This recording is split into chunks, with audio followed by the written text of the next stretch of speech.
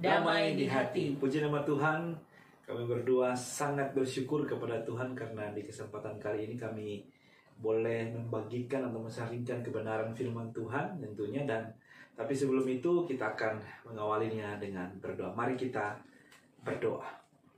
Bapa di surga, Bapa yang baik yang kami kenal di dalam nama Yesus, terima kasih Tuhan, kami sungguh bersyukur karena oleh anugerah Tuhan, kasih Tuhan melayakkan kami, berkenankan kami untuk terus menikmati kehidupan ini dalam sehat kuat. Terima kasih Tuhan, kami sungguh bersyukur kami boleh menjadi bagian dalam pelayanan yang Tuhan percayakan bagi setiap kami untuk terus setia mewartakan Injil kebenaran firman-Mu. Maka dari itu Tuhan, mari Roh Allah memampukan setiap kami, hikmat Tuhan menuntun setiap kami sehingga apa yang kami sampaikan itu benar-benar isi hati Tuhan, itu benar-benar kehendak Tuhan untuk kami lakukan dalam kehidupan kami. Maka itu Tuhan, berfirmanlah di saat ini karena kami siap mendengarkan, bahkan kami siap melakukan kebenaran firman Tuhan. Di dalam nama Yesus kami berdoa dan mengucap syukur. Amin. Amin. Nah, Bapak Ibu Saudara yang diberkati oleh Tuhan, kami sungguh bersyukur dan harapan kami Bapak Ibu Saudara tetap sehat-sehat dan diberkati oleh Tuhan. Dan di kesempatan kali ini kami akan membagikan kebenaran firman Tuhan yang terambil dalam Perjanjian Lama di Sakaria 12 ayat 1 hingga yang ke-14 dengan tema ya di sepanjang minggu ini berdasarkan MTPJ meratap tanda pertobatan. Ya, meratap tanda pertobatan, betul ya. Dan seperti biasa Bapak Ibu Saudara, kita akan membagikan 3 bagian ya. Yang pertama kita akan melihat apa yang menjadi latar belakang dari kitab Sakaria, kemudian apa yang menjadi pesan teks, dan yang terakhir implikasi berhubungan dengan tema di sepanjang minggu ini. Bapak Ibu Saudara yang dikasihi dan diberkati oleh Tuhan, kitab Sakaria yang kita baca di hari ini termasuk dalam golongan kitab nabi-nabi kecil. Sekali lagi bahwa penggolongan kitab nabi besar maupun kecil bukan bicara tentang status atau fisik, tetapi menyangkut panjang pendeknya kitab. Jadi Sakaria masih tergolong kitab yang pendek sehingga masuk pada kitab nabi-nabi kecil dalam Perjanjian Lama. Siapa Sakaria? Jelas di pasal 1 ayat 1 bahwa Sakaria berasal dari keluarga imam. Ayahnya bernama Berekia dan kakeknya adalah Imam Ido, ayah dari Berekia. Imam Ido di zamannya menjadi kepala sebuah keluarga imam. Hal ini menunjukkan bahwa Sakaria berasal dari suku Lewi dan setelah pembuangan di Babel ia melayani di Yerusalem sebagai imam dan nabi. Sakaria atau Serekia berarti Tuhan mengingat. Sakaria memulai berkarya pada bulan ke-8 tahun kedua zaman Darius yang memerintah di Persia. Dia adalah seorang nabi kerajaan Yehuda dan nabi ke-11 dari 12 nabi-nabi kecil. Bapak Ibu Saudara, Sakaria mempunyai pandangan atau visi jauh ke depan mengenai umat Israel yang baru pulang dari pembuangan di Babel. Supaya apa? Agar supaya umat Israel dapat hidup setia di dalam Tuhan dan menata kehidupan keagamaan mereka dengan membangun kembali bait suci yang melambangkan kehadiran Tuhan Allah dalam hidup mereka.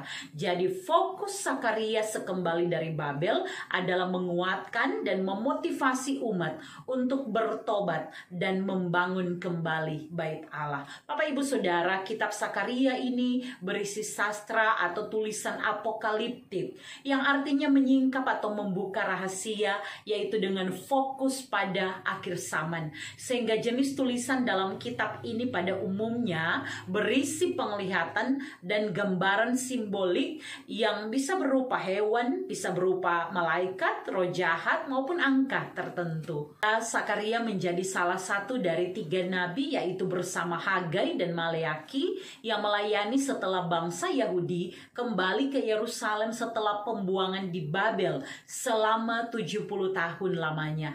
Kitab ini terbagi dalam 2 tema besar. Tema yang pertama adalah mengenai penyelesaian terakhir bait suci yang yang ditulis dari pasal 1 sampai 8. Dan tema yang kedua mengenai nubuatan tentang Mesias yang ditulis dari pasal 9 sampai ke 14. Yang berarti termasuk dalam bacaan kita hari ini.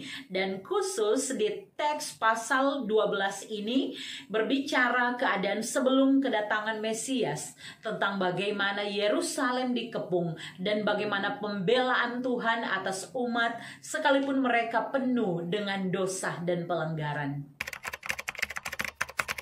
Bapak Ibu Saudara yang dikasihi dan diberkati oleh Tuhan, saat membaca Sakaria pasal 12 ayat 1 sampai 14, kami sepakat membagi penjelasan ini berdasarkan beberapa pokok pikiran. Ayat 1, perkenalan akan siapa yang berfirman. Yang kedua, ayat 2 sampai 6, Tuhan mengasihi Yerusalem. Yang ketiga, ayat 7 sampai 9, perlindungan Tuhan memberi kemenangan. Yang keempat, ayat 10 sampai 11, belas kasihan Allah. Dan yang kelima, ayat 12 sampai 14, bicara tentang ratapan tersendiri. Bapak Ibu Saudara, sebelum membahas satu persatu, kami menyarankan agar Bapak Ibu Saudara memang yang mau mengikuti perenungan ini dapat membaca terlebih dahulu teks Alkitab, agar kita bersama ya dapat melihat ayat per ayat dalam bagian yang akan kita baca. Dimulai dari yang pertama, yaitu ayat 1, perkenalan akan siapa yang berfirman. Ketika melihat dari ayat 1, kita menemukan di sini dimulai dengan ucapan ilahi. Nah, ini menunjuk bahwa Tuhanlah yang berfirman. Tuhan berkata, Tuhan yang berbicara. Maka jelas bahwa yang mau Sakaria sampaikan adalah apa yang dia ucapkan adalah perkataan Tuhan, adalah firman Tuhan. Sakaria memposisikan diri sebagai hamba yang hanya menjalankan perintah Tuhan, yaitu Tuhan semesta alam yang berfirman. Di ayat ini Sakaria menyebut siapa yang berfirman, yaitu dialah Tuhan yang membentangkan langit, yang meletakkan dasar bumi, dan yang meletakkan roh dalam diri manusia. Tuhan pencipta dan pemberi kehidupan, Tuhan yang berdaulat. Bapak Ibu Saudara, selanjutnya ayat 2 sampai 6, Tuhan mengasihi Yerusalem. Masih melanjutkan ayat 1 mengenai Tuhan yang berfirman adalah Tuhan yang mengasihi umatnya. Di ayat 2 sampai 3 hal ini semakin diperjelas. Apa firman Tuhan? Di sini dijelaskan bahwa pertama, Tuhan akan membuat Yerusalem menjadi pasu yang menyebabkan bangsa sekeliling menjadi pening. Apa itu pasu? Dalam Kamus Besar Bahasa Indonesia, pasu adalah bejana atau jambangan besar, dibuat dari tanah untuk tempat air dan sebagainya. Namun khusus di ayat ini, pasu menunjuk pada piala yang berisi anggur sebagai tanda atau simbol penghakiman atau amarah, murka Allah yang berlaku bagi bangsa-bangsa yang memusuhi umat Tuhan, bangsa-bangsa yang menyepelekan umat pilihan Tuhan. Akibatnya jelas bahwa sekeliling menjadi pening. Ini berarti pusing ya, bingung, tidak ada akal lagi. Nah Bapak Ibu Saudara, kota Yerusalem dan Yehuda memang bukanlah kota yang besar. Namun kita melihat di sini betapa pembelaan Allah tidak ada duanya berlaku bagi mereka. Di ayat 3 dilanjutkan bahwa pada waktu itu juga Allah akan membuat Yerusalem menjadi batu. Saya sebagai orang Tateli ini melihat dalam konteks gunung batu di Tateli. Di sana batu dihancurkan, diangkat dengan mudah oleh tenaga manusia atau juga tenaga dari alat ya, mesin yang ada. Nah, gambarannya seperti itu mungkin kurang lebih. Yerusalem menjadi batu dan orang-orang akan berusaha. Orang-orang di sini menunjuk pada bangsa-bangsa lain yang berusaha mengangkatnya. Namun siapapun yang angkat digambarkan di sini justru luka parah, siapapun itu. Nah, selanjutnya ayat 4 bahwa Allah akan membuat kuda menjadi bingung dan penunggang menjadi gila. Dia katakan bahwa atas kaum Yehuda, Tuhan akan membuka mata, tetapi segala kuda bangsa akan kubuat menjadi buta, sehingga orang akan berucap bahwa kedahsyatan itu adalah perbuatan Tuhan semesta alam. Sebuah pengakuan yang lahir karena perbuatan besar yang tidak dapat dilakukan oleh siapapun selain Tuhan Allah. Bapak Ibu Saudara, di sini jelas bahwa betapa Tuhan mengasihi Yerusalem, sekalipun bukan kota yang besar dan mungkin kurang banyak dari bangsa sekitarnya sehingga disepelekan. Namun Allah menunjukkan perlindungan dan kasih-Nya. Karena masih juga dilanjutkan kalau kita lihat di sini pada ayat yang ke-6 bahwa Tuhan disimbolkan bagaikan anglo berapi. Itu simbol ya dari umat Tuhan. Apa itu? Tempat atau wadah yang berisi bara atau api di atasnya. Ini menggambarkan bahwa di tengah timbunan kayu atau seperti sulu berapi, di tengah-tengah timbunan bulir gandum yang apinya akan menjilat ke kanan dan ke kiri segala bangsa sekeliling. Ini menandakan murka Allah bagi bangsa sekitarnya, bagi penyerang yang mau menindas umat Tuhan. Namun di sini juga jelas kasih Allah bagi umatnya. Itu ditandai kalau kita lihat di ayat 6 yang terakhir. Tetapi Yerusalem selanjutnya akan tetap tinggal di tempatnya yang dahulu. Selanjutnya ayat 7-9 perlindungan Tuhan memberi kemenangan. Bagian ini masih melanjutkan ayat-ayat sebelumnya. Di ayat ini dapatlah dibaca bagaimana pemeliharaan Allah bagi umat Tuhan, Yehuda maupun Yerusalem. Di ayat-ayat ini kita dapat membaca peringatan bagi Yerusalem untuk tidak bermegah atas Yehuda, tidak menganatirikan mereka, dan juga kita bisa melihat bagaimana Tuhan akan melindungi penduduk Yerusalem. Orang-orang yang tersandung di antara mereka akan menjadi seperti malaikat Tuhan yang justru mengepalai mereka. Gambaran bagaimana penduduk Yerusalem akan terangkat status sosial mereka, tidak akan direndahkan. Jadi tidak ada lagi yang direndahkan, diasingkan atau disepelekan. Mereka akan menjadi seperti Raja Daud. Jelas bagaimana kemenangan umat. Mereka akan menjadi suatu bangsa yang diperhitungkan dan hidup sejahtera. Selanjutnya di ayat 9, maka pada waktu itu aku Tuhan berikhtiar atau berusaha untuk memunahkan segala bangsa yang menyerang Yerusalem. Suatu ungkapan firman yang begitu dalam dari Tuhan semesta alam, betapa Dia mengambil inisiatif untuk membela, untuk menyelamatkan, untuk menolong dan memelihara umatnya dari segala kejahatan dan serangan musuh. Itulah kasih sempurna dari Allah, Tuhan semesta alam. Selanjutnya ayat 10-11, belas kasihan Allah. Bapak Ibu Saudara yang dikasihi dan diberkati oleh Tuhan, dalam ayat 10-11 ini kita dapat membaca bahwa Tuhan akan mencurahkan roh pengasihan dan roh permohonan atas keluarga Daud dan atas penduduk Yerusalem. Kita lihat satu persatu. Roh di sini menunjuk pada ruah, yang artinya semangat, nyawa, nafas. Kemudian pengasihan memakai kata kane yang artinya kasih karunia, belas kasihan atau mengasihi. Di sini jelas bahwa Tuhan akan mencurahkan belas kasihannya kepada manusia dan keturunan Daud dan juga penduduk Yerusalem, serta akan menjawab doa permohonan mereka. Sangat menarik melihat bahwa ayat 10 dalam bagian ini, belas kasihan Allah akan membuat umat menyadari kesalahan dan dosa mereka, sehingga mereka akan meratap, yaitu dengan kata meratapi, menangisi dengan pedih.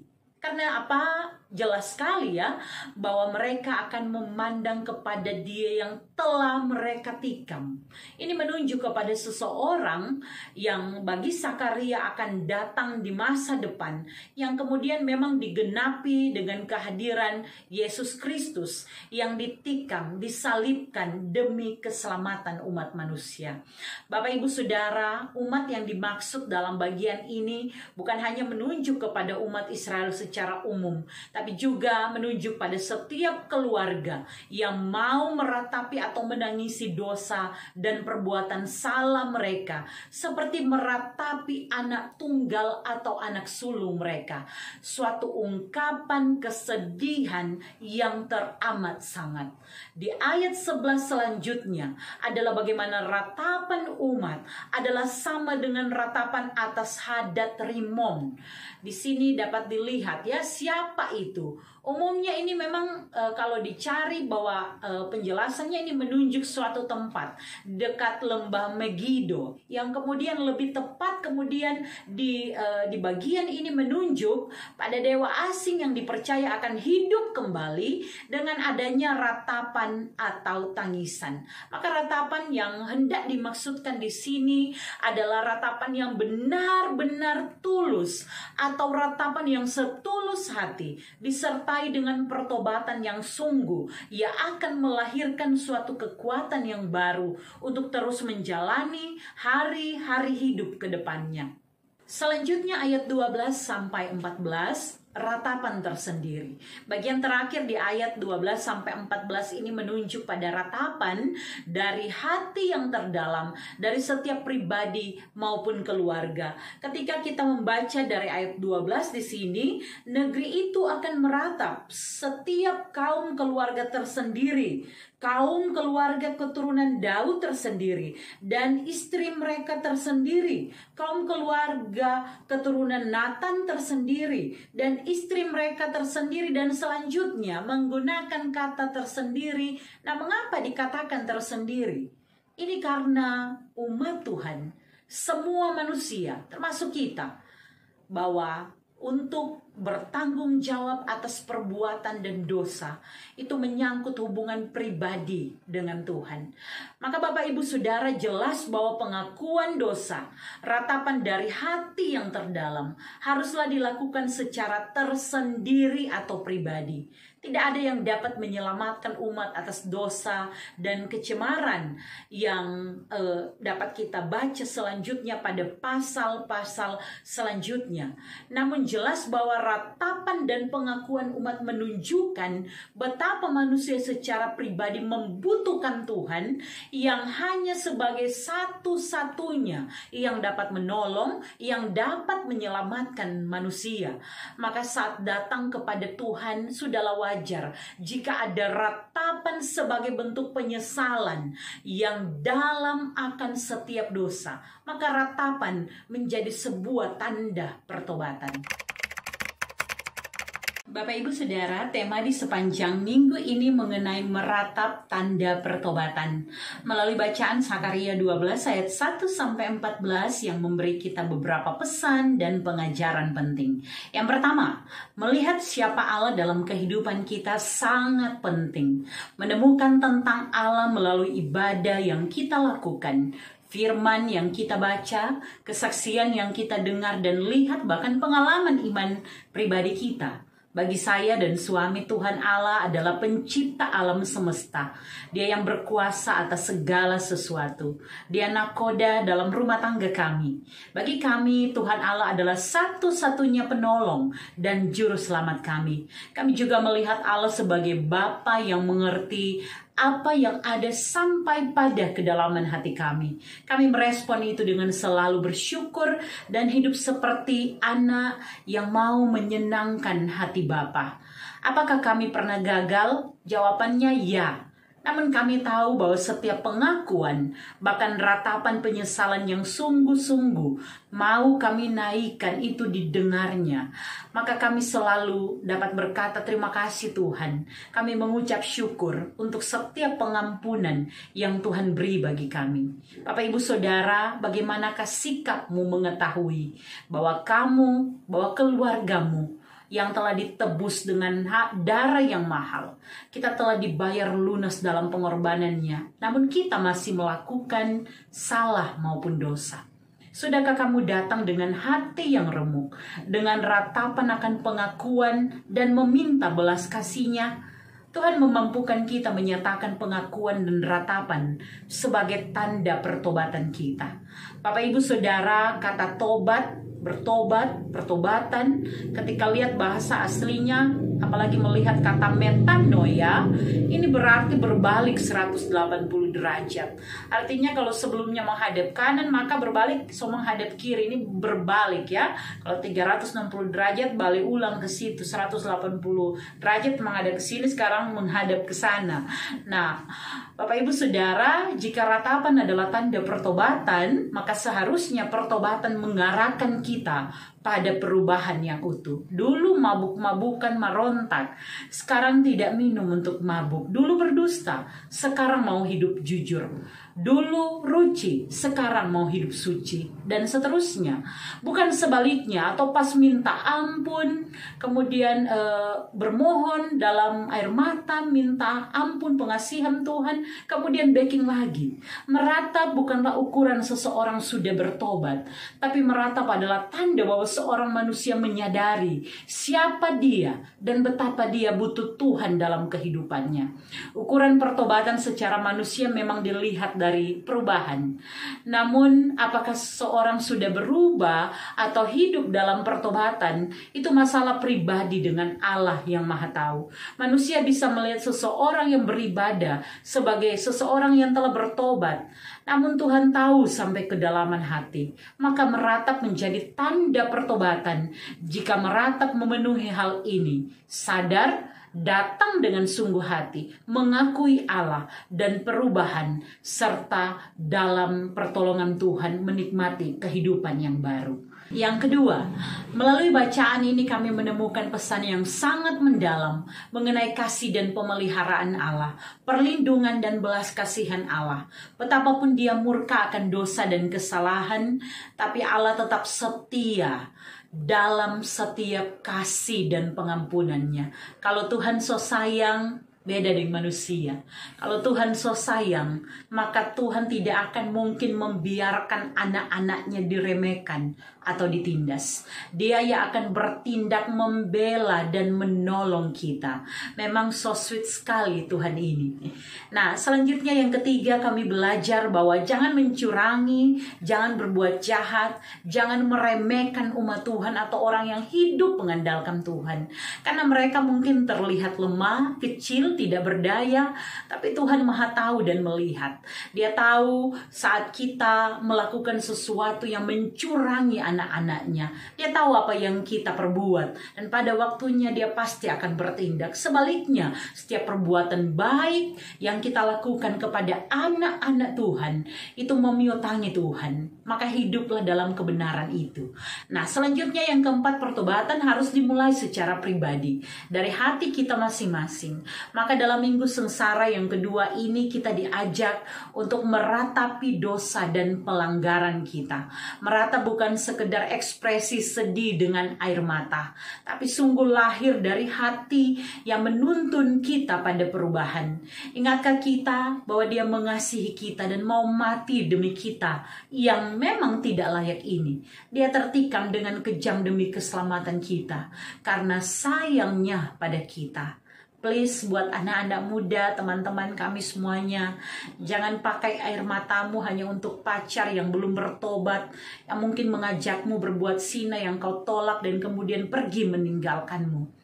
Bagi kita, jangan pakai air mata kita hanya untuk barang kemewahan yang tidak dapat kita miliki. Jangan tangisi kenyataan yang jauh dari harapan. Berhenti.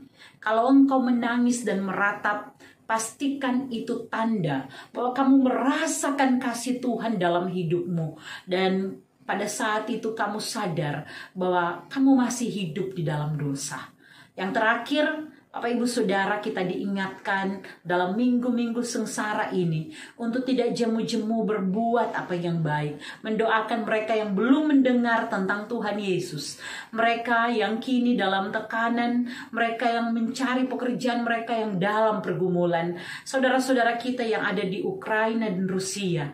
Mereka yang sulit beribadah, mereka yang sakit dan berduka. Tuhan mengasihi kita, maka hiduplah dengan setia sebagai anak-anak anak-anaknya, yang hatinya semakin hari semakin serupa dengan hati Bapa, yang menangisi diri sebagai manusia yang berdosa, yang meratapi dunia yang hidup jauh dari Tuhan, tapi juga yang bersyukur menerima roh pengasihan dan permohonan sehingga bisa sadar dan akhirnya kembali. Bapak Ibu Saudara, akhirnya selamat menghayati minggu sengsara yang kedua. Tuhan Yesus memberkati. Amin. Firman Tuhan. Nah, Bapak Ibu Saudara yang diberkati oleh Tuhan, ya, firman Tuhan telah disampaikan. Tinggal tugas kita ya dalam tuntunan Roh Tuhan memampukan kita untuk melakukan kebenaran firman Tuhan. Dan kita akan mengakhiri ya dalam sharing firman Tuhan di kesempatan kali ini. Tapi sebelum itu kita akan berdoa. Silakan hambanya Tuti untuk berdoa. Bapak Ibu Saudara, mari kita satukan hati, mari berdoa. Bapa, di dalam nama Tuhan Yesus, sungguh kami mengucap syukur. Engkau Tuhan dan Juru Selamat kami, Engkau pencipta langit dan bumi, dan Engkaulah yang telah menuntun perjalanan kehidupan kami sampai saat ini. Kami bersyukur Tuhan, karena di kesempatan ini kebenaran firman boleh kembali kami bagikan. Kami meminta hikmat Tuhan untuk terus melakukan apa yang berkenan kepada Tuhan dalam pelayanan, dalam tugas panggilan kami, biar nama Tuhan yang dipuji, dimuliakan. Bapa di sorga, kami berdoa untuk saudara-saudara kami, para pendengar yang dalam keadaan sakit. Dalam nama Tuhan Yesus kami perkatakan biar sembuh pulih. Dan bagi mereka yang berduka cita, Tuhan hiburkan dan kuatkan. Bagi mereka yang sedang bergumul untuk berbagai masalah, pergumulan yang dihadapi, baik karena mencari pekerjaan, masalah ekonomi, dan lain sebagainya, Engkau Allah yang akan menolong dan memberi kemampuan. Kami juga berdoa Tuhan pada saat ini bergumul bersama dengan saudara-saudara kami yang ada di Rusia dan Ukraina. Allah, Engkau Allah yang tidak pernah terbatas ruang dan waktu. Engkau menolong, memberkati para pemimpin dan pengambil kebijakan dan keputusan, sehingga yang terbaik yang kami minta adalah perdamaian, yang kami minta adalah ketentraman yang menyentuh semua lapisan masyarakat, dan biar hanya ada sukacita di dalam nama Tuhan Yesus.